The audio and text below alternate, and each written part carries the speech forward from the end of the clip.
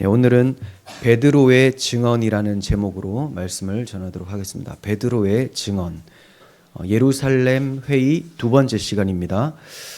우리는 예루살렘 회의를 이제 살펴보고 있는 중인데, 지난 시간에 이어서 살펴보고 있는 중인데, 이들이 어떻게 해서 예루살렘 회의에 참여하게 되었는가, 예루살렘 회의는 왜 열리게 되었는가를 생각해 보면, 이방인의 구원 문제를 해결하기 위해서 바나바와 바울 정도뿐만이 아니라 다른 모든 사도들이 모여 있고 또 권위 있는 예루살렘 총회가 필요하다라고 생각을 한 것입니다. 그 전에 상황이 이러했죠.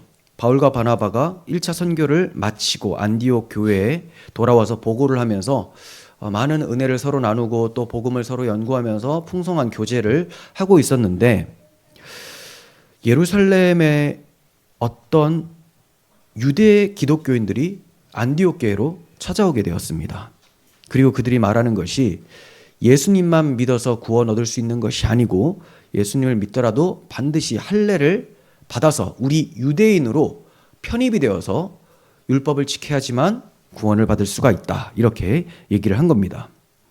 예루살렘 교회와 사도들과 장로들이 이 바울과 바나바가 이 문제를 해결하기 위해서 예루살렘에 도착을 했을 때 기뻐하면서 환영하고 영접을 합니다. 그리고 이 바울과 바나바 그리고 안디옥 교회 몇몇의 사람들은 지금까지 하나님께서 바울과 바나바를 통해서 1차 선교 때 역사해 주셨던 그 일들을 잘 얘기를 하게 되죠. 그런데 바리새파에 속하였다가 교인이 된 몇 사람이 일어나서 이방 사람들에게도 할례를 베풀고 또 모세율법을 지키라고 얘기를 하는 거예요. 그러니까 지난 시간에도 말씀을 드렸다시피 안디옥에 오게 된 이 사람들이 바로 지금 이전에 바리새파에 속해 있다가 지금 예루살렘 회의에서 발언을 하고 있었던 이 사람들이 보낸 사람들이다라는 것을 우리가 살펴보았었죠. 똑같은 주장을 하는 겁니다. 유대 기독교인들, 예수님만으로는 구원이 안 된다. 예수 플러스 할례를 행해야 된다. 할례를 행한다는 것은 유대인이 된다는 것이고, 유대인이 왜 되어야 되느냐? 하나님이 우리 백성을 특별하게 선택하셨기 때문에, 우리는 선민이기 때문에, 그리고 하나님 백성이기 때문에 주신 특별한 법이 있다. 그게 바로 율법이다. 율법이 너무 중요하니까, 우리 유대 민족이라는 것이 너무 중요하니까 예수 플러스 할례, 즉 유대인이 되어야 된다라는 것을 강조했었던 겁니다. 그러자 사도들과 장로들이 이 문제를 의논하기 위해서 모였습니다. 그래서 많은 변론을 하게 되었다, 논쟁을 하게 되었다라고 말씀을 하고 있어요. 변론한 내용이 무엇인지에 대해서 성경이 직접적으로 기록하고 있지는 않지만 이후로 나오게 되는 베드로의 발언과 야고보의 발언을 요약해서 보면 이런 내용이 있었을 거라고 생각이 됩니다. 첫 번째는 할례를 받지 않으면 구원받을 수 없는 것인가? 유대인이 안 되면 구원하고는 상관이 없는 것인가? 예수님은 유대인의 메시아인가? 아니면 유대와 이방인 모든 인류의 메시아인가? 이런 것을 생각해 보았을 것 같고요. 또 두 번째는 유대인인 자신들이 할례 받지 않은 신자들, 이방인 신자들과 교제하는 것이 괜찮은 일인가? 왜냐하면 율법에는 문자적으로 보면 유대인이 이방인과 함께 먹고 교제한다는 것은 있을 수 없는 거였습니다. 부정해진다는 거죠. 그래서 이방 땅을 발로 밟고 돌아와도 발에 먼지를 털어버리고 깨끗하게 정결 예식을 해야 되는 그런 엄중한 율법이 있었기 때문에 이방인이 할례도 받지 않고 유대인으로 신분 전환이 되지도 않은 상태에서 우리가 교제할 수 있는가? 이런 문제를 서로 논의했다라고 볼 수가 있습니다. 자, 그런데 중요한 것은 바리새파였었던 유대 기독교인들이 뭐라고 얘기하는지가 중요한 것도 아니고, 또 여러 사람들이 말하는 게 중요한 게 아니라 정말 중요한 사람들, 야고보, 베드로, 바울, 이런 기둥과 같은 사람들이 도대체 뭘 얘기하느냐? 한마디로 사도들이 예수님께 직접 사사를 받고 그 다음 복음을 처음으로 전하기 시작했었던 이 사도들이 무엇을 말하는가가 중요하다는 거죠. 왜냐하면 이 사도들 사이에서조차도 복음이 무엇인지가 통일이 되지 않으면 어떻게 교회가 온건한 믿음 가운데서 자라갈 수가 있겠습니까? 그 터가 흔들려 버리고 분리가 일어나는데, 그래서 이 사람들이 하는 말들이 다 똑같은가? 바울이 말한 것, 베드로가 말한 것, 야고보가 말한 핵심이 똑같은가? 이게 중요하다는 거죠. 그래서 우리가 이 베드로의 증언을 이제 시작으로 예루살렘 회의에서 어떠한 결론을 내는지를 보고 있는 거예요. 자, 먼저 베드로가 일어나서 말하기 시작합니다. 우리가 먼저 생각해 볼 것은 예루살렘 회의가 어느 시점에 열렸는가를 생각해 봐야 됩니다. 예루살렘 회의가 어느 시점에 열렸는가. 그러니까 베드로가 전에 바울한테 책망받은 일이 있었죠. 그 갈라디아서 2장 12절 이하로 나옵니다.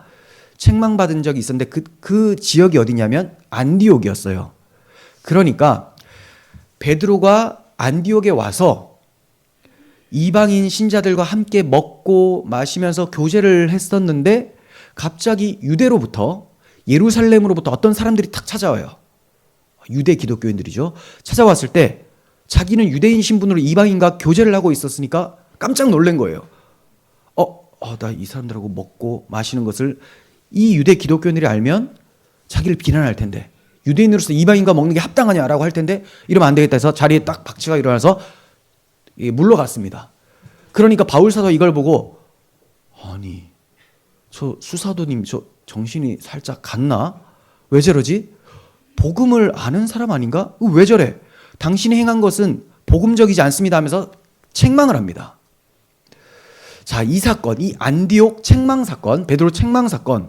자, 이 사건이 먼저 있고 예루살렘 회의가 있었던 것이냐, 아니면 예루살렘 회의가 있고 나서 안디옥 책망 사건이 있었던 것이냐.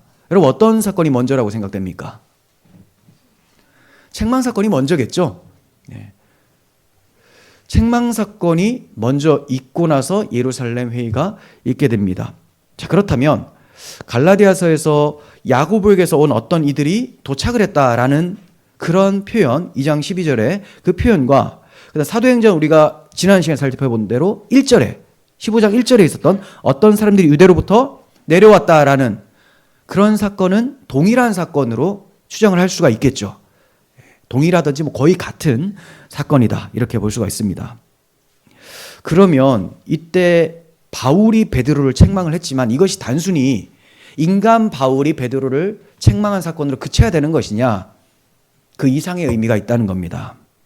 바로 성령께서 바울의 입을 사용하셔서 베드로를 책망하신 거예요. 생각해 보세요. 만일 이런 바울의 책망이 없다면, 성령님의 책망이 없었다면 베드로가 예루살렘 회의에 그냥 들어가게 되면 이 문제에 대해서 어떻게 얘기를 했을까요? 이방인과 함께 교제하는 것이나 이방인이 할례 받지 않고도 예수 믿어 구원받는다는 거, 베드로 맞습니까? 수사도이니까 당신의 말을 우리가 들어야 되겠습니다 했을 때 잠깐 화장실 좀, 이게 가지 않겠어요? 밥 같이 먹다가도 일어난 사람인데 잠깐만 내가 급해가지고 하고 안 들어올 수도 있고, 뭐 갈팡질팡하면서 예루살렘 교회 이 회의가 굉장히 엉망이 되고 혼란스러울 수가 있게 된다는 거죠. 그래서 성령께서는 바울을 사용하셔서 먼저 안디옥에 이르렀던 베드로를 책망하게 하심으로써 그가 깊이 고심하고 정리하게 됨으로써 이제 예루살렘 회의에 참석했을 때도 아주 깔끔하고 담대하게 전할 수 있도록 하신 것이다, 이렇게 볼 수가 있겠죠. 그러니까 안디옥의 베드로 책망 사건은 예루살렘 회의를 위한 성령의 준비하심이었다, 이렇게 볼 수가 있는 거예요. 이 성령의 세심한 배려하심이 우리에게 얼마나 큰 은혜고 우리를 향한 하나님의 사랑이라는 것을 아셔야 됩니다. 왜냐, 이 예루살렘 사건에서 베드로가 갈팡질팡하고 엉망진창이 되었다면 이방인들 상종하지 마라, 할례 받아야 된다, 이렇게 해서 이방인들에게 선교도 길이 막히게 되고, 또 이방인과 유대인의 교제, 그러니까 기독교인이라고 하면서도 그 안에서의 분파가 생기게 되어버리는 거죠. 교회 안에 들어와 있는데도, 지금 우리 한국 사람인데도 막 분파가 생기는 교회들이 얼마나 많아요. 근데 지금 유대인과 이방인이 같이 있을 수가 없는, 그러니까 본당은 유대인, 저 소예배실은 이방인들이 가 있으라, 이렇게 되고 교제가 전혀 이루어지지 않는 이런 상황이 벌어질 수도 있었는데도 당연히 성령께서 그렇게 두지 않으시죠. 구약 성경을 제대로 알게 해주시고 조명해 주셔서 사도들이 이게 바로 이방인을 포함하는 하나님의 사랑이었구나. 이 복음이라는 것, 예수 그리스도 십자가의 복음은 유대인뿐만이 아니라 모든 민족을 넘어서는 하나님의 구원 사역이었구나. 이거를 알게 하셨다는 거죠. 그리고 직접적으로도 바울이나 베드로가 정말 이방인들이 성령 받고 돌아오는 것을 눈으로 보게 하심으로써 더욱 확신하게 해주셨던 거예요. 자, 이런 모든 사건들이 우리를 향한 하나님의 사랑의 손길이었고 역사의 흔적이었다는 것을 아실 때에 참 우리가 은혜를 받을 수가 있는 거죠. 이런 거 볼 때 초대교회 예루살렘에 이런 회의가 있었네. 아유, 골치 아팠겠다. 왜 골치 아팠겠느냐는 거죠. 나를 위해서, 지금 우리를 위해서 이러한 사건들을 하나님께서 이끌어 오셨다라는 겁니다. 자, 이제 베드로는 이전처럼 눈치 보면서 물러가는 모습이 아니라 담대하고 확신에 차 있는 모습으로 복음을 정리하여 말합니다. 자, 그의 변증을 들어봅니다. 7절 하반절. 형제들아, 너희도 알거니와 하나님이 이방인들로 내 입에서 복음의 말씀을 들어 믿게 하시려고 오래전부터 너희 가운데 나를 택하시고. 지금 베드로는 형제들아 불렀을 때 유대 기독교인들까지 포함해서 여기 앉아있는 모든 사람들, 자, 여러분들, 제가 예전에 이방인 고넬료 집에서 행했었던, 그리고 무슨 일이 일어났었던 거 여러분 잘 아시죠? 하면서 그 사건을 떠올리게 하고 있는 거예요. 핵심은 하나님께서 자기를 택하여 주셨다라는 것. 나를 택하시고 이방인 고넬료 집에 이런 일을 행하신 분은 하나님이시니까 하나님 앞에 누가 감히 뭐라고 하느냐. 입대지 말고 하나님의 주권에 잠잠하라. 이렇게 시작을 하고 있는 겁니다. 그러므로 7절에서 하나님의 주권적 행하심을 나타내는 표현이 나타나는데 한번 보세요. 오래전부터 너희 가운데 나를 택하셔 주셨다. 베드로는 찐 유대인, 완전 유대인, 이방 지역에서 살질 않았어요. 바울도 유대인이지만 이방 지역에서 살았단 말이에요. 다소라고 하는 그곳에서 살았는데 이 베드로는 그냥 완전히 유대인. 자, 그리고 예수님이 제일 먼저 제자로 삼아준 그 사람이죠. 그러니까 이 사람을 하나님이 일부러 이 사람을 세워서 이방 선교를 하셨다라는 거죠. 이방인들로 내 입에서 복음의 말씀을 들어 믿게 하시려고 나를 택하여 주셨다. 이 일을 너희들도 알고 있지 않느냐? 이렇게 얘기를 해요. 어떻게 알게 되었습니까? 전에 베드로가 이방인 고넬료 가정에 복음을 전하고 그들이 성령 받게 된 일이 있었습니다. 이때 할례자들이 베드로가 무할례자의 집에 들어가서 함께 먹었다고 비난을 했어요. 그러자 베드로가 자초지종을 잘 설명을 했습니다. 나도 처음에는 이게 위법인 줄 알았지. 그래서 안 되는 줄 알았어. 근데 복음을 전했는데 성령이 내려오시는 거야. 그리고 방언이 터지면서 이들에게 정말 성령 받은 증거가 나타나니까 이거 내가 뭐라고 하느냐 이렇게 말을 하니까 이 듣던 사람들이 입이 싹 되면서 잠잠해지면서 하나님께 영광을 돌리는 거예요. 그러면서 하는 말이 하나님께서 이방인들에게도 생명 얻는 회개를 주셨도다라는 말이 튀어나오게 됩니다. 이미 1차 선교 있기 전에 그 대표적인 사도 베드로를 들어서 이방인 가정을 변화시켰어요. 그 가정을 변화시킨 그 하나님께서는 이제 이방 지역 자체를 변화시키는 것을 보여주신 거죠. 바울과 바나바를 통해서. 그러니까 베드로가 갑자기 이방인도 다 구원받아 이렇게 말하면 설득력이 없어질 수 있기 때문에 먼저 너희들 잘 알다시피 내가 예전에 어디 갔었지? 고넬료 집에 갔잖아. 근데 그들이 성령 받았어. 이거 누가 받게 한 거야? 하나님이지. 하나님이 나를 불러서 하게 하신 거야. 여기 할 말 있는 사람. 이러니까 마치 기억이 나네. 이렇게 되는 거예요. 하나님의 주권을 앞세우는 나를 택하시고라는 말에 누가 여기서 무슨 말을 하겠습니까? 그러니까 하나님의 택하심이 최종적 권위였다라고 얘기를 하면서 이방인에게도 예수 믿음으로 구원이 발생한다. 이것을 얘기를 하려는 거예요. 자, 8절에서도 하나님의 주권적인 표현이 나타납니다. 하나님의 주권. 8절. 또 마음을 아시는 하나님이 우리에게와 같이 그들에게도 성령을 주어 증언하시고 라고 합니다. 그들에게도 성령을 주셨다. 이방인들에게도. 누가? 하나님이 주셨다. 그러니까 하나님께서 이방인들을 자기 자녀로 인정해 주셨다라는 거죠. 무엇을 주시고 인정해 주셨느냐? 성령을 주셨다. 성령 받고 예수님을 믿게 됩니까? 예수님 믿고 성령 받습니까? 성령은 예수님을 믿는 보증으로 도장 찍듯이 임하시는 분이세요. 물론 거듭나게 하시는 역사, 우리 마음에 복음을 믿어 영접하게 하는 그 역사는 성령의 역사지만 성령이 들어와서 우리 가운데 거주하시는 것은 예수 믿은 고백 이후에 도장 찍듯이 오셔서 사시는 거죠.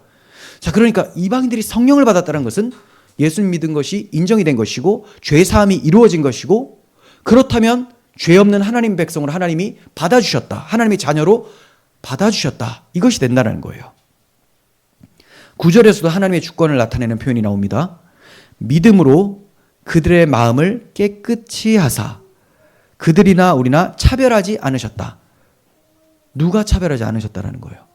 하나님이 차별하지 않으셨다. 하나님이 성령 주시고 하나님이 차별하지 않으시고 하나님이 나를 택하시고 다 하나님이 하셨다라는 거예요. 하나님이 차별하지 않으셨다.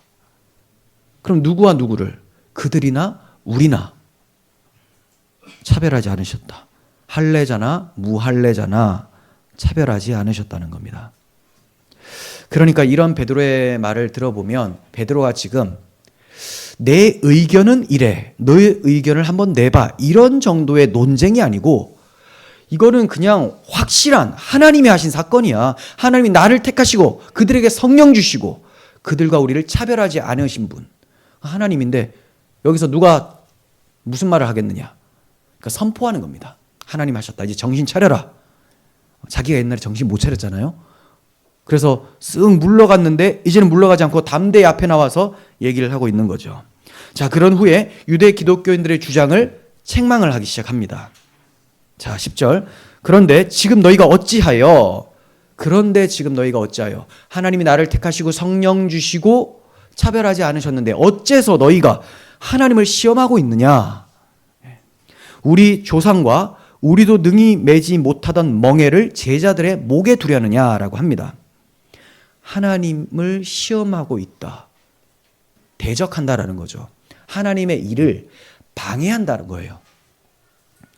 할례를 주장하고 있는 바리새인들은 지금 이방인들을 대항하고 있는 것이 아니고 하나님이 이루어 놓으시고 이방인 구원을 위해서 행하고 계시는데 이거 방해하려고 지금 대적하고 있다. 이렇게 얘기를 하니까 유대 기독교인들이 약간 위축되겠죠. 우리는 하나님을 섬기는 사람들인데 하나님을 대적한다고 하니까 이렇게 되는 거죠. 계속해서 베드로가 야, 너희들 사실 율법 지킬 수 있어? 못 지키지. 너희만 못 지키는 게 아니고 그 믿음 좋았던 조상들도 못 지켰잖아. 우리 조상도 우리도 능히 매지 못하는 멍에를, 율법이란 멍에를 제자들에게 목에 매려고 하느냐. 이렇게 책망하고 있어요. 이 얘기를 들을 때 저 사람들이 얼마나 부끄럽고 민망할까요? 자기들 맨날 율법 잘 지키는 척을 하지만 사실 너 완전히 지켜? 마음 다해 하나님 사랑해야 된다고 하는데 너 진짜 그래? 이게 약간 위축이 되는 거죠. 그런데 어째서 이방인들에게 할례를 받고 모세의 율법을 지키라고 말을 하느냐?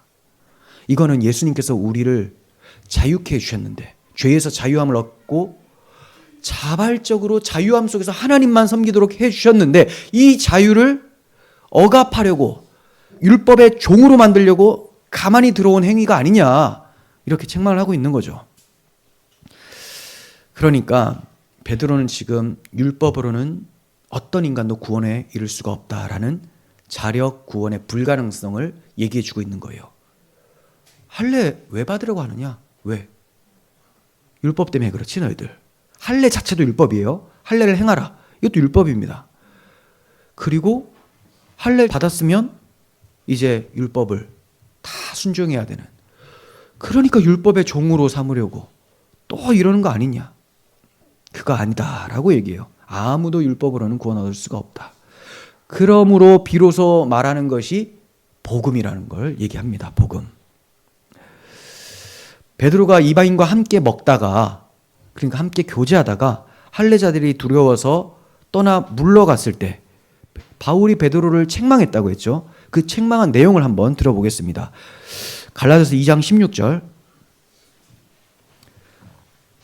사람이 의롭게 되는 것은 율법 행위로 말미암음이 아니요 오직 예수 그리스도를 믿음으로 말미암는 줄 알므로 우리도 그리스도 예수를 믿나니 이는 우리가 율법의 행위로서가 아니고 그리스도를 믿음으로써 의롭다함을 얻으려 함이라. 율법 행위로서는 의롭다함을 얻을 육체가 없느니라. 네, 율법 행위로서는 의롭다함을 얻을 육체가 없다. 이거 우리 유대인들도 알기 때문에 예수님 믿는 거야. 우리는 소망이 없으니까. 그런데 그렇게 믿으면서 이방인들한테는 할례 받아서 율법을 지키라고 하니까 이게 무슨 말이냐? 네. 이런 식으로 바울에게 책망받았던 것을 본인이 도리어 이제 유대 기독교인들을 책망하듯이 얘기를 하고 있는 거죠.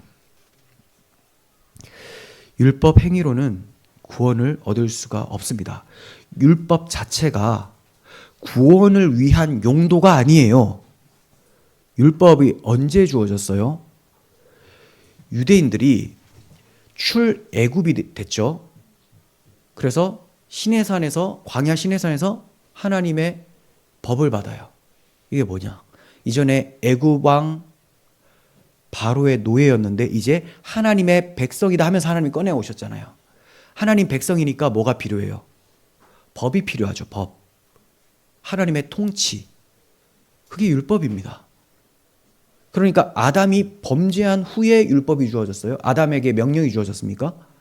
아담이 하나님의 형상을 따라 의롭고 진리의 거룩함으로 되어 있는 이 죄 없는 의인의 상태에서 하나님이 선악 계명을 주십니다. 먹지 말라. 왜 주셨느냐? 하나님의 백성이니까.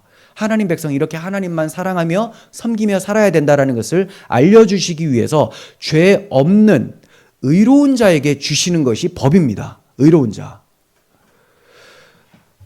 이 유대인들이 애굽에서 건짐을 받았어요. 하나님 백성이죠. 그리고 이제 이 사람들이 하나님의 율법을 받아요. 그것은 지켜서 구원 얻으라는 것이 아니고 너희는 유월절 어린 양의 피로 구원함을 받은 내 백성이니 이제 내 백성답게 살아갈 방식이 뭔지 설명해 줄게 하면서 율법을 주시는 거예요. 그러니까 율법은 하나님 백성된 자에게 주시는 거죠. 죄인이 구원 얻기 위해서 율법을 지켜봐라. 그렇게 의도하신 적이 없습니다. 생각해 보세요. 죄인은 율법을 받을 것이 아니고 심판을 받아야 되는 거죠. 이스라엘 백성들은 하나님 백성이긴 하지만 죄성이 있잖아요. 죄성. 이 죄성이 있는 사람한테 자, 요거 잘 지켜서 구원 얻어봐라는 바램을 가지고 주셨을까요? 너희는 이 율법 앞에 서면 너희가 죄인이라는 것을 알게 돼. 그러니까 어디로 가야 되냐? 내가 은혜로 구원한 그 장소, 바로 유월절 어린 양의 피, 이쪽으로 돌아가서 나 하나님을 사랑하며 섬겨라. 이거예요. 율법은 하나님을 사랑하게 만드는, 자기가 얼마나 죄인되고 오직 은혜만 필요한 자라는 것을 기억하고 하나님만 섬기게 하는 은혜의 장치로 주시는 겁니다. 그런데 유대인들이 어떻게 생각하느냐? 우리 하나님 백성 됐네. 그럼 이제 율법을 잘 지키면 우리를 의롭다 하시는 것이 취소되지 않는구나. 우리에게 상 주시고 우리를 영생에 이르게 하는 이 방식이 율법이구나. 이렇게 생각하는 거예요. 오늘날에도 이렇게 생각하는 사람이 있어요. 하나님이 우리가 율법만 잘 지키면 천국 보내주시려고 했는데 율법을 못 지키니 예수님을 보내주신 것이다. 이건 뭐냐? 율법에 어떤 하나님의 기대가 있었다고 생각하는 거죠. 너희가 한번 잘 지켜봐. 지킬 수만 있다면 천국 가는 거야. 그게 아니고 율법은 하나님 백성에게 주는 거예요. 하나님 백성. 구원은 어떻게 받습니까? 예수님 믿음으로 받죠. 예수 그리스도의 대속의 피로 구원을 받아요. 그래서 나의 의는 이것뿐 예수의 피밖에 없네. 속죄함은 예수의 피밖에 없네. 평안함과 소망은 예수의 피밖에 없네. 살아갈 때도 평안함과 소망도 예수의 피밖에 없네. 그러면 율법은 뭐냐? 우리에게 율법은 세 계명이죠. 율법의 본질, 하나님을 사랑하고 이웃을 사랑하라. 그렇게 살아가면서 사는 거죠. 그렇게 살아가기 위해서 원동력이 뭐냐? 예수의 피밖에 없는 거죠. 나를 사랑하시는 그 하나님의 사랑을 알고 믿을 때에 하나님을 사랑하고 이웃을 사랑하게 되죠. 그렇게 해서 우리에게 율법이 주어지고 세 계명이 주어지는 건데, 유대인들, 이 유대 기독교인들이나 오늘날의 많은 사람들이 율법이란 것 자체가 구원을 주는 기능이 있는데 우리가 죄인이라서 구원을 못 받는구나, 이렇게 생각을 해요. 이거 무슨 말인지 아시겠어요? 기능이라는 건 율법이 구원 얻게 하는 기능이 있는데 내가 힘이 붙여가지고 구원을 못 이루니까 하나님이 예수님이라는 방식을 통해서 구원 얻게 하는구나. 그게 아니고 율법 자체가 구원과는 상관이 없는 겁니다. 율법은. 죄 없는 의인이 하나님을 섬기는 방식이 율법인 거예요. 바울이 베드로를 책망했어요. 복음을 알고 전했었던 베드로인데도 이방인에 대해서는 아직까지 확고하지 못했기 때문에 혼란스러웠죠. 그러니까 사람 눈치를 보면서 그래도 내가 유대인인데 이 사람들하고 같이 먹는 거 이거 올바르지 않지. 또 뭐라고 하면 내가 뭐라고 얘기하지? 이러면서 싹 물러갔습니다. 그거 책망한 겁니다. 유대인들도 예수 그리스도를 믿음으로 구원받고 이방인들도 예수 그리스도를 믿음으로 의롭다함을 받는다면 베드로가 할례자들을 두려워서 이방인들과 교제를 끊고 물러간 그 행위는 하나님을 시험하는 행위, 하나님의 구원 계획을 대적하는 행위가 되어버리고 마는 거죠. 그래서 성령께서 바울을 통하여 수사도를 책망한 거예요. 사실 바울 따위가 유대 기독교 초기 기독교 인식이에요. 바울이 사도긴 한데 사도권을 인정을 안 합니다, 사람들이. 그러니까 맨 나중에 사도된 주제에 수사도를 이 먼저 된 베드로를 그렇게 막 책망을 하니까 여러 사람들이 불편했을 거예요. 이거 안절부절인데 이거 뭐지? 그런데도 합니다. 왜냐? 이 사람이 정신 차려야 되니까, 이 사람이. 이렇게 책망받았던 베드로가 지금 예루살렘 회의에서는 자신이 안디옥의 바울의 입장이 돼서 유대 기독교인들을 책망하고 있는 거예요. 하지만 이러한 논증과 책망에도 불구하고 이후로도 유대 기독교인들은 여기저기 돌아다니면서 계속해서 예수 믿는 걸로는 부족하니까 할례를 받고 모세율법을 지켜 행하라, 이렇게 얘기를 합니다. 이게 바로 타락한 인간의 모습이죠. 오직 은혜, 오직 예수 그리스도, 오직 믿음이라는 말을 싫어하는 게 타락한 본성이에요. 왜냐? 오직이 들어가 버리면 그러면 나는 나라는 게 없어지잖아요. 선악과 따먹은 아담의 본성이 뭐냐? 그 죄인된 특징이 뭐냐? 자기를 높이는 거예요. 자기가 신의 반열에 올라가서 모든 것을 판별하고 이건 선이고 이게 악이다 라는 거죠. 내가 하면 선, 남이 하면 악, 이렇게 정의할 수 있는 것도 자기가 스스로 왕이 되어버렸기 때문에. 그래서 나라는 단어가 굉장히 중요해요. 그러면 나는, 애들도 제일 먼저 배우는 게 나 아닙니까?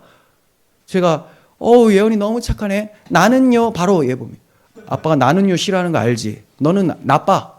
나는요라고 했기 때문에 가만히 있으라고. 나는요 하면 안 돼. 근데 지금 오직 예수, 오직 믿음, 오직 은혜라고 하면 그러면 나는, 그런 말을 하니까 오직이 필요한 거야. 이렇게 얘기가 되는 거죠. 이게 바로 타락한 죄인의 모습이에요. 이 유대 기독교인들이 복음을 제대로 알지를 못하니까 회개가 안 된 거죠. 전적 타락을 인정하지 않은 거예요. 지난 시간에 말씀을 드렸지만 첫 번째 할례자 아브라함이 할례 받고 의롭다함을 얻은 거예요? 아니면 의롭다함을 얻은 후에 할례를 받은 겁니까? 의롭다함을 얻은 후에. 그럼 어떻게 의롭다함을 얻었습니까? 아브라함이 여호와를 믿으니 의롭다함을. 믿음 있고 의롭다함이 있는 거예요. 그리고 할례가 있습니다. 그럼 뭘 믿었습니까? 아브라함의 자손을 통하여 복을 주시겠다. 이걸 믿은 거죠. 메시아 언약, 자기 자손을 중에 메시아가 나실 것이고 그 메시아가 우리에게 구원을 가져다 준다는 것을 믿으니까 그가 메시아 믿는 믿음으로 의롭다함을 받은 거예요. 그러니까 제일 먼저 뭐가 있느냐? 언약이 있는 것이고 죄인을 향해 하나님이 언약을 먼저 주시고 이 언약을 믿는 자들에게 의롭다함을 주시고 이 의롭다함을 받은 하나님의 백성에게 할례를 행함으로써 할례는 하나님 백성이라는 정체성이잖아요. 아, 내가 하나님 백성이구나. 근데 어떤 백성? 내 스스로의 힘으로는 생육과 번성이 불가능하다라고 인정하는 정체성. 할례는 생식기 포피 끝을 자른다고 했잖아요. 그러니까 야, 하나님 백성은 우리 힘으로 하나님의 백성을 생육하고 번성시킬 수가 없다. 우리는 하나님 백성 될 자격이 전혀 없는데 하나님께서 메시아를 보내주심으로 그 메시아가 할례를 받듯이 자기 자신을 찢으심으로 우리를 위해 대속하심으로 나를 의롭게 해주시는구나. 이거를 잊지 말라고 몸에 할례를 받는 거예요. 그러니까 이 할례 받은 자라는 것은 그냥 야, 내가 할례 받은 이 자격이 있는 사람이야, 이게 아니고 나는 아무 자격이 없어 오직 은혜로만 구원받는 자입니다를 잊지 말라고 주신 표가 할례라는 거죠. 할례. 그러니까 할례 받은 자는 겸손한 거예요. 자, 우리는 어디에 할례를 받습니까? 마음의 할례. 그걸 뭐라고 말하느냐? 십자가를 맨날 교회 위에만 걸어놓고 뒤에만 걸어놓을 것이 아니고 마음의 십자가를 모십시오라고 하잖아요. 마음의 십자가 세워지는 것. 이게 할례 받는 거죠. 예수님을 마음에 모시는 거. 목걸이에만이 아니고 귀걸이에만이 아니고 해도 돼요. 해도 되는데 이거 외형적인데 마음에도 있어야 된다는 거죠. 마음에. 자, 그러니까 아브라함이 의롭다함을 받은 것은 할례 전에 믿음으로, 언약을 믿음으로, 예수 오실 메시아를 믿음으로.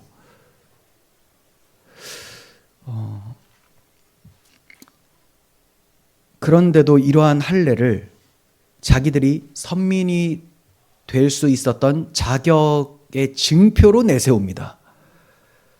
우리는 할례 받은 자로서 너희들과는 근본이 달라. 이렇게 얘기를 하는 거예요. 근본이 다르다. 이방인도 할례 받아 유대인이 되어야지만 예수 믿는 효력이 발생한다. 아브라함의 자손으로 메시아가 오시니까 너희가 아브라함의 자손이 되려면 할례 받아야 되는 거 아니냐 이렇게 생각한 거죠. 그래서 제가 지난 시간에도 말씀드렸어요. 아브라함의 자손은 영적 아브라함 자손을 가리켰던 것이다. 그래서 너희가 그리스도의 것이면 아브라함의 자손이요 약속대로 그 유업을 이을 자니라 라고 갈라디아 3장 끝에 말씀이 나온다라고 말씀을 드렸습니다. 그런데도 이 유대 기독교인들이 할례 받고 율법 지키라고 하면서 다시 종의 멍에를 매도록 하고 있었어요. 이걸 다른 복음이라고 하고 이걸 거짓 교사들이라고 하는 거죠. 그러니까 한마디로 이단자들이에요. 이단자들. 그런데 지금 예루살렘 회의는 아직까지 정립이 안 되어 있으니까 고치라고 돌이키라고 얘기하는 상황이기 때문에 이단이라고 해버리지 않고 출교를 시키지 않았던 거지. 계속 이러면 이제 저들과 교제 끊어라 이렇게 되는 거죠. 오늘 우리가 예수님을 믿고 죄사함과 의롭다함을 받은 것은 오직 주 예수님의 은혜예요. 오직 주 예수님의 은혜. 주 예수의 은혜라는 것은 어떤 조건을 보시고 우리를 의롭다고 하신 게 아니고 오직 예수님의 피값으로 우리가 용서받아 하나님 자녀되었다라는 거죠. 우리를 예수 믿어 구원받게 하실 때에 하나님께서 우리 안에 뭔가 선한 것이 있음을 보시고 예수 믿게 해주셨을까요? 그러면 그 선한 것을 기대하심으로 율법으로 구원받으라고 했을 거예요. 뭔가 있었으면. 근데 전혀 불가능하기 때문에 예수님을 보내주신 거죠. 그럼 또 이렇게 질문합니다. 구원해 놓으면 이놈이 정말 나한테 잘할 것 같아서 그 기대감을 해주셨을까? 그것도 아니라는 거죠. 우리를 보면 그렇잖아요. 우리가 정말 뭘 잘해가지고 하나님이 와 놀랍다. 네가 이렇게 나한테 잘해주니 이런 게 아니잖아요. 우리 늘 울어도 그 은혜를 다 갚을 수 없을 정도로 면목이 없는 사람들 아닙니까? 내가 저 사람에게 은혜를 베풀어 두면 나중에 잘 갚아줄 거라는 식으로 구원해 주신 게 아니라는 거죠. 사람들 중에는 선물을 할 때 또는 잔치에 초대할 때 뭔가 기대하면서 주는 사람들이 있어요. 선물 주면 지금 이렇게 해주면 나한테 나중에 뭔가 도움이 되겠지. 그래서 뭐 예를 들면 어떤 정치인이 누구한테 유력 인사한테 딱 줄 때는 이유가 있는 거, 이유가. 뭐 다 그런 건 아니지만 이유가 있는 선물이 많죠. 그리고 뭔가 연회, 잔치를 베푸는데 초대를 한다? 이렇게 해놓으면 나한테 받은 게 있으니까 나중에 잘해주겠지. 뭔가 이제 보험을 들어놓는 경우가 많습니다. 그런데 만약 그렇게 해서 선물을 받고 초대를 받았다. 또 우리가 그런 식으로 구원을 받았다면 이것은 은혜가 아니고 보상이 되죠. 보상. 대가가 되는 거예요. 내가 어차피 해줄 걸 알고 주신 거기 때문에 오직 은혜라고 할 수가 없는 거예요. 바울 사도는 말씀했습니다. 일하는 자에게는 그 삭시 은혜로 여겨지지 아니하고 보수로 여겨지거니와. 그러니까 일하는 자들이라는 말은 자기가 하나님을 위해서 뭔가 한다라고 생각하는 사람들, 이 사람들은 어떻게 여겨지느냐? 자기가 구원받는 것이 은혜로 여겨지는 것이 아니고 대가로 여겨진다는 거죠. 어차피 나는 하나님께 뭔가 할 텐데 일을 아니할지라도 경건하지 아니하는 자를 의롭다 하시는 일을 믿는 자에게는 이게 뭐예요?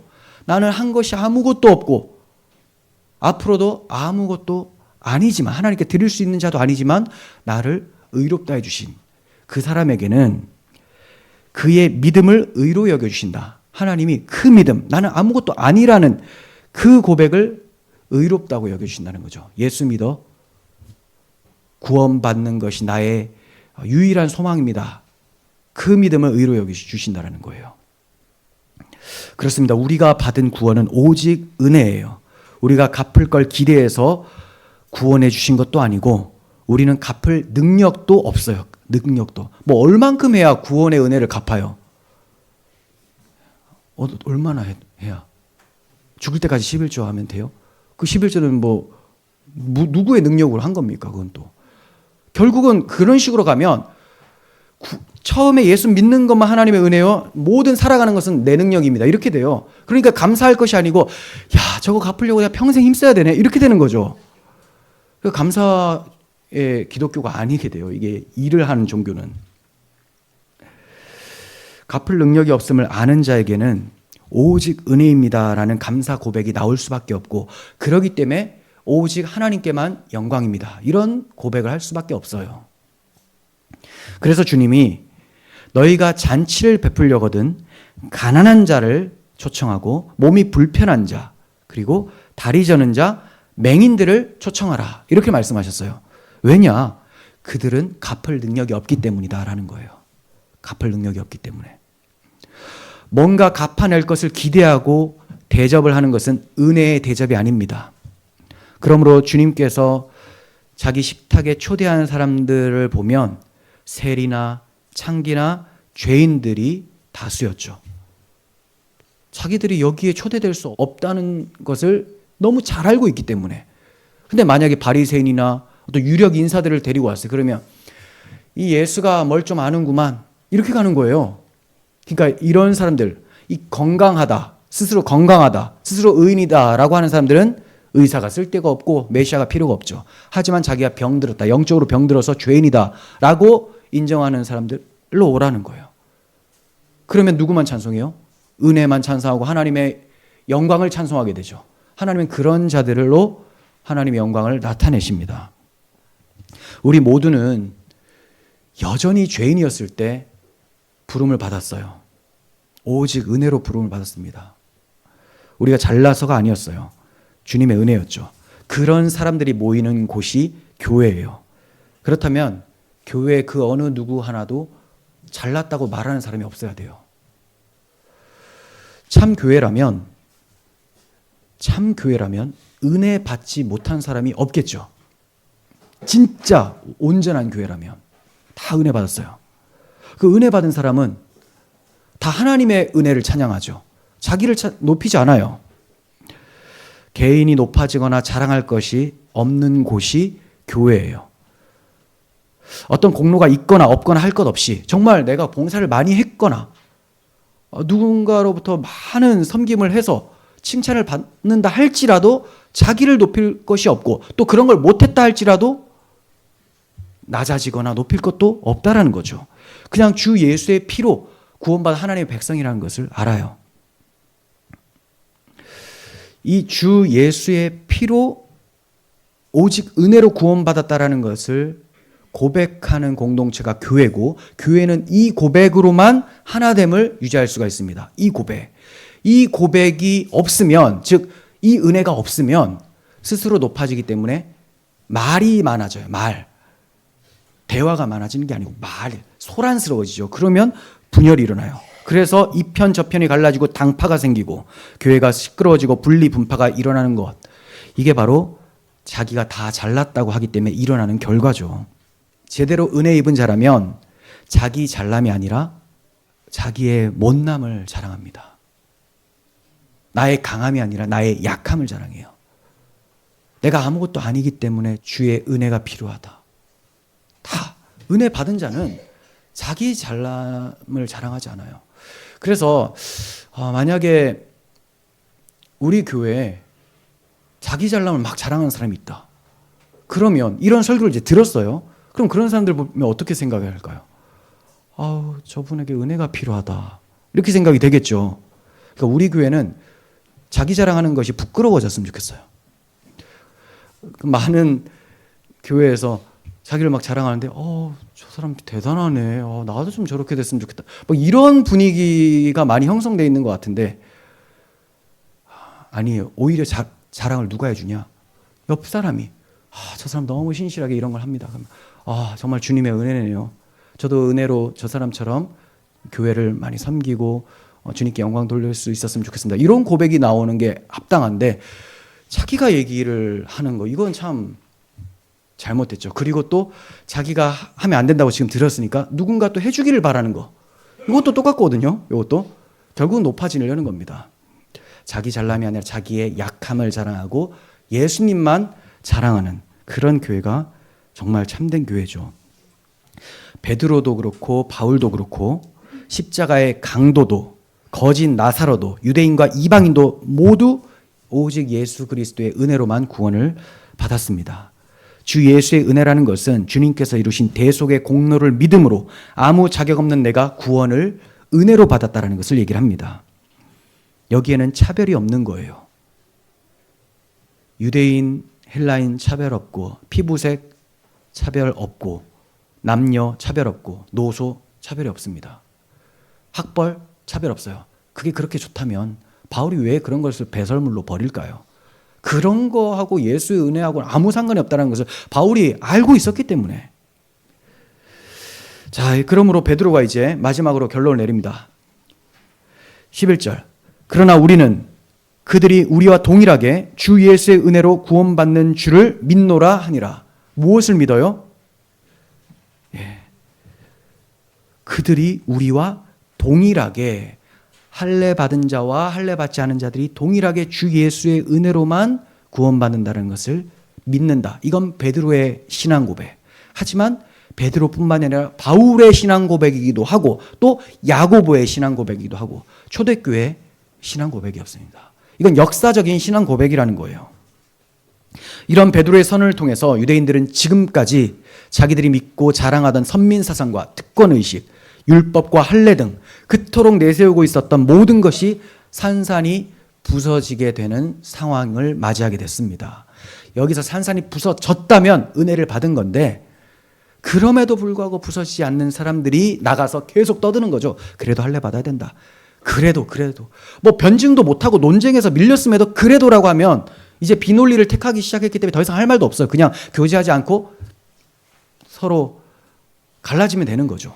복음을 잘 알려줬음에도 계속 그래도 산산조각이 나는, 내가 지금까지 쌓아놨던 공로나 인식이나 사상들이나 내가 추구하고 있었던 거, 이거 복음 앞에서 산산조각이 나는 것, 이게 은혜 받은 증거입니다. 목사님 그래도요. 아니 이건 아니죠. 뭐가 그래도, 다 얘기했는데 계속 그래도래요. 사실 설득시키고 싶은 마음이 없어요. 그래봤자 그래도인데. 그래도 이겨낼 사람 어디 있습니까 여기? 그래도에. 그 되게 무서운, 제일 싫어하는 그래도요. 자, 먼저 베드로가 이렇게 산산조각을 낼 때 자기가 먼저 산산조각이 난 경험이 있었잖아요. 그러니까 나도 이렇게 깨졌는데 너희들도 이 깨지는 은혜가 있어야 된다, 이렇게 얘기하는 거예요. 언제 깨졌습니까?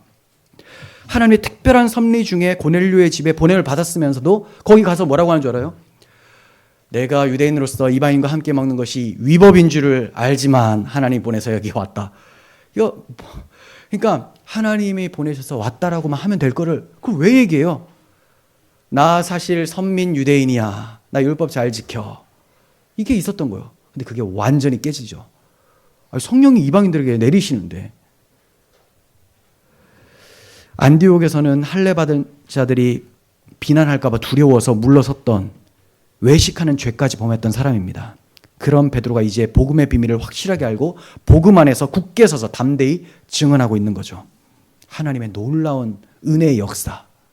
그게 바로 깨어짐이에요. 깨어짐. 우리는 안 깨지려고 엄청 노력합니다. 왜 깨진다고 하니까 꼭 몸이 아픈 것만 깨진다고 생각을 해요. 몸이 아파도 안 깨지는 사람이 있죠. 마음이 안 깨져요. 근데 몸이 아플 때 마음이 깨지는 사람은 몸 아픈 게 은혜였죠. 요걸 통해서 내가 문제가 있었구나. 뭐가 문제지? 내가 이렇게 고집스러움이 있었는데 하나님께서 나를 쳐서 복종시키시는구나. 그럼 이제 마음도 깨진 거예요. 깨어짐이라는 것이 쉬운 일이 아닙니다. 내가 꼭 붙들고 있었던 거, 내가 이게 진짜 맞다고 생각했던 거, 그거 깨지는 거 그게 쉽겠어요? 사실 정체성 부정이에요. 새로운 정체성을 심어야 된다는 말입니다. 너 지금까지 헛살았어 이 말이에요. 그게 돼요?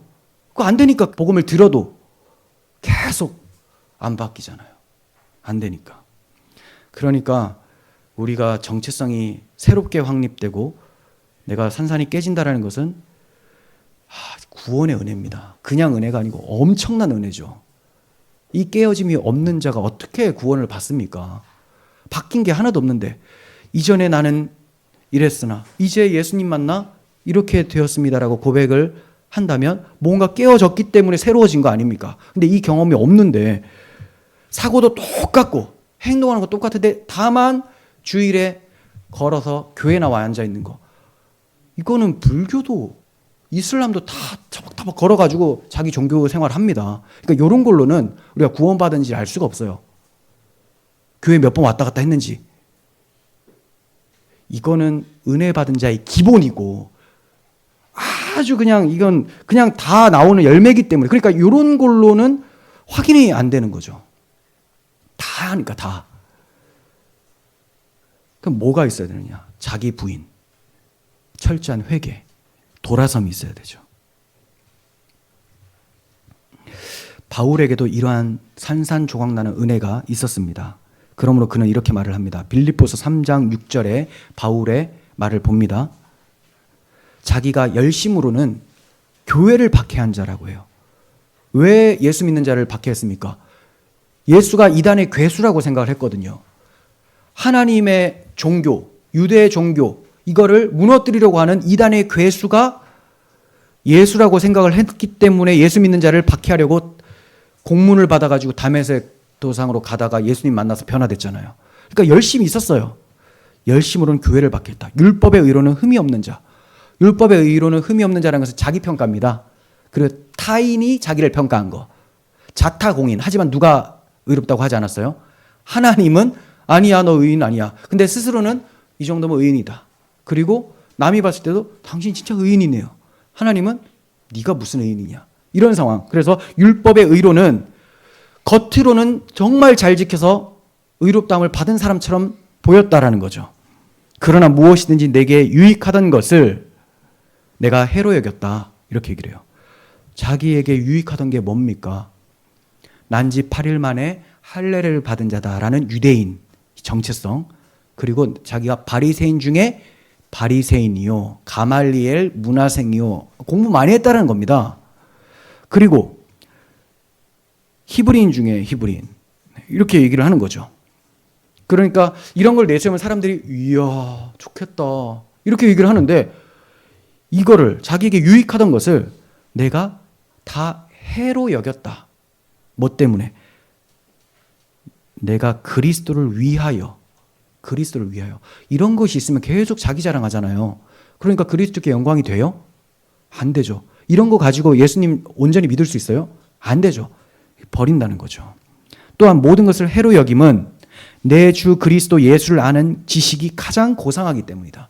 지금까지 철학, 인문학, 뭐 성경, 구약 성경 보면서 조문에 따라서 해석하고 똑똑한 그런 교육을 많이 받았습니다.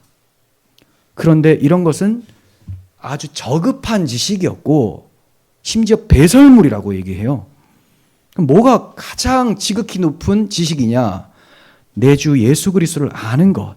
이것이 가장 고상하다. 그래서 성경은 특히 바울은 예수 그리스도를 아는 것이 지혜라고 해요. 지혜. 잠언서도 지혜는 여호와를 경외하는 거라고 하잖아요. 여호와를 어떻게 경외합니까? 그가 보내신 자 예수 그리스도를 알고 믿는 것이 여호와를 경외하는 것이 그게 지혜입니다. 그러면 성경에서는 어떤 자를 어리석다고 하느냐? 하나님이 없다고 하는 자. 하나님이 어떻게 없다고 하느냐? 하나님 보내신 자 예수님을 믿지 않는 것. 이거를 어리석은 자라고 해요. 그러니까 우리가 뭐 학벌이 좋고 가방끈이 길고 이래서 지혜롭다, 지식인이다 할 것이 아니고 정말 지식인은 복음을 아는가 모르는가로 나뉘어진다는 거죠. 바울 사도가 그렇게 얘기하잖아요. 지금 우리 입장에서 보면 뭐 서울대 나온 사람인데 이 사람은 이거 배설물이더라. 내가 그를 위하여 모든 것을 잃어버리고 배설물로 여김은 이렇게 얘기하죠. 왜 배설물로 여겨요? 도대체 그 배설물로 버려서 뭘 얻기 위해서? 그리스도를 얻고 이렇게 나오죠. 그리스도를 얻고 9절 그 안에서 발견되려 합니다. 그리스도를 얻고 그 안에서 발견되지 않으면 하나님 앞에서 심판. 하나님이 김인수 어디 갔나 했는데 예수 그리스도 안에 있으면 들어와. 근데 예수 그리스도는 여기 있는데 김인수 여기 있어. 더러운 이렇게 된다는 거예요. 구약 성경에 하나님의 진영에 부정한 것 들어오지 못하죠. 그래서 부정케 되었으면 자기 몸을 정결케 하는 기간을 거치고 들어오게 돼요. 정결케 하게 되는 것이 우리 또 찬송했죠. 나를 정케 하기는 예수의 피밖에 없네. 그거 얘기하기 위해서 이스라엘의 시민법, 의식법들이 있었던 겁니다. 그러니까 김인수가 그리스도 힘입지 않고 그리스도의 피 밖에 있으면 이거 부정한 자로 여기서 하나님 진영에 들어올 수가 없죠. 천국에 못 들어와요. 근데 예수 안에 있으면 들어오라는 거죠. 정결케 되었으니까.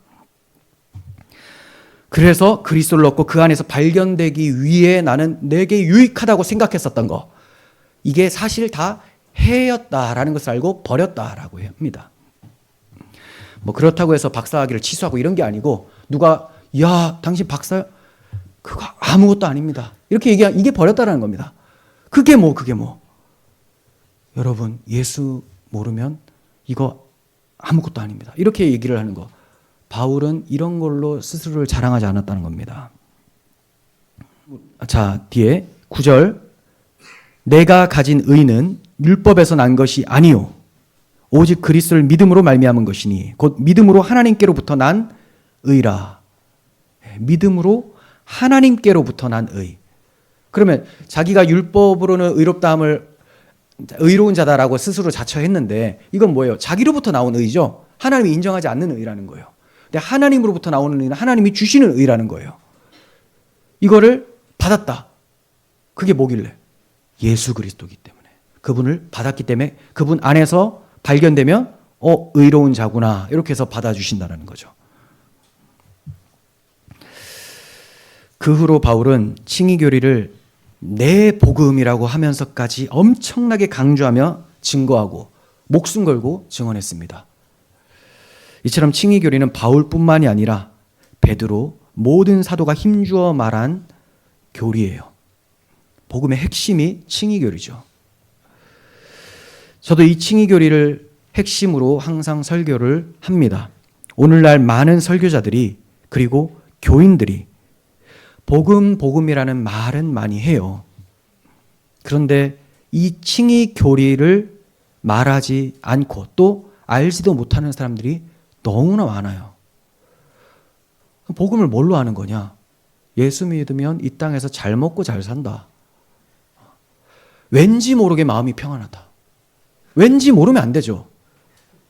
평안함과 소망은 예수의 피밖에 없다라고 우리는 고백하는 자들인데 왠지 모르게 그게 바로 종교심으로 인한 평안함. 그건 불교 가서도 충분히 얻을 수 있어요.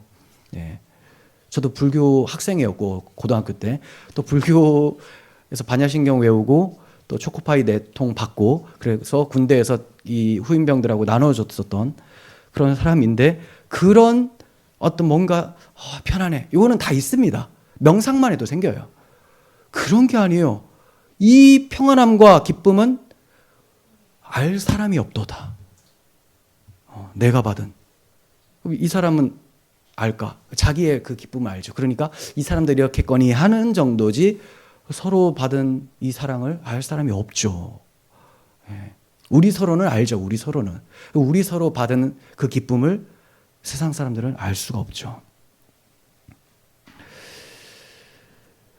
칭의교리를 강조하지도 않고 또 알지도 못하는 교회의 현실을 보고 있습니다. 칭의교리를 안다면 고백하지 않을 수가 없고 찬송하지 않을 수 없고 설교하지 않을 수가 없죠. 이게 제일 소중하니까. 그런데 그런 사람 보기가 힘들기 때문에 제가 참 오늘날 교회들이 심각하다라고 평가를 내리는 거예요. 목사님 어떻게 압니까? 어떻게 하냐면 말하는 걸 보면 알죠. 뭘 많이 말하느냐. 설교회 때 뭘 많이 말하고 교제할 때 뭘 많이 말하고 뭐가 자기한테 위로가 되고 힘이 되고 소망이 되는가. 사람인가요? 어떤 선물 아니면 직장, 직급, 재물, 정치 이런 것이 힘이 되면 그 사람은 거기에 종이죠. 근데 예수님이 힘이 되면 예수의 종인 거죠. 우리의 주인이신 그분이 우리의 소망이 됩니다. 그러니까 조선시대 그런 악한 주인 말고 그런 비참한 종이 아니고 우리를 죽기까지 사랑하셔서 자기 피로 구원해 주신 주인이죠. 그러니까 신약 개념으로는 아들이라고 표현하는 거예요. 아들. 구약 성도이면서 칭의교리를 알았었던 시편 기자가 어떻게 고백하는지 봅니다. 이 시편 기자가 아마도 저는 다윗이라고 생각이 됩니다. 우리 71편을 볼 텐데 70편이 다윗의 시편이고 또 다윗의 고백과 유사한 것이 이제 71편에 나오기 때문에 저는 칭의교리를 잘 알고 경험을 했던 다윗의 고백으로 봐요. 그가 어떻게 말하는지 봅니다. 71편 15절. 내가 측량할 수 없는 주의 공의와 구원을 내 입으로 종일 전하리이다. 내가 주 여호와의 능하신 행적을 가지고 오겠사오며 주의 공의만 전하겠나이다. 공의와 구원을 종일토록 전하겠대요. 공의와 구원이 뭔데요? 이제 아시겠죠? 이전에는 공의와 구원이라고 하면 뭐야 이게? 우리 교회 아셔야 돼요. 자주 하니까 시편만 나오면 공의와 인자 이런 거 나오잖아요.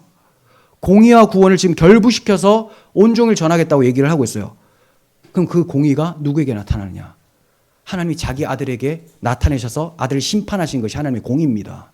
근데 누가 받아야 되는데? 내가 받아야 되는데 하나님의 공의가 아들에게 쏟아졌기 때문에 그래서 우리에게 뭐가 일어나요? 구원이 일어나죠.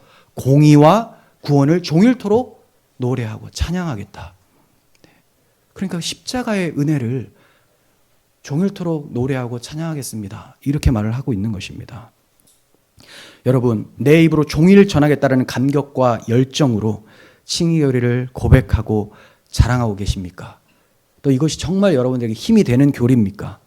베드로가 자주 확신했고 또 자랑했고 바울이 그러했던 이 복음의 핵심 칭의교리를 우리가 잘 사수하고 또 자주 고백하고 전파해야 될 줄을 믿습니다. 이 은혜를 베풀어 주신 하나님께 감사 찬양을 돌립니다. 기도하겠습니다. 하나님 아버지, 예루살렘 회의가 은혜 가운데서 진행되며 칭의교리가 확고히 서게 해주신 것에 감사를 드립니다. 그래야 저희가 이 온전한 복음 위에 서서 십자가 대속의 복음을 감사하고 우리를 구원하신 하나님께 영광을 돌릴 수 있게 되었음을 고백합니다. 우리에게 하나님의 너무나 무겁고 엄중한 심판이 넘어가게 되었음에 감사하게 하시고 또 이제 그 하나님을 우리를 죽기까지 사랑하신 그 하나님을 나의 하나님으로 모시며 살 수 있는 그 은혜에 감사하는 그런 삶이 되게 하여 주시옵소서. 이전보다 더욱 우리 아버지를 사랑하며 섬기는 기쁨을 우리가 또 한 주 동안 경험케 하는 은혜가 있게 하여 주시옵소서. 우리 구주 예수 그리스도의 이름으로 기도합니다. 아멘.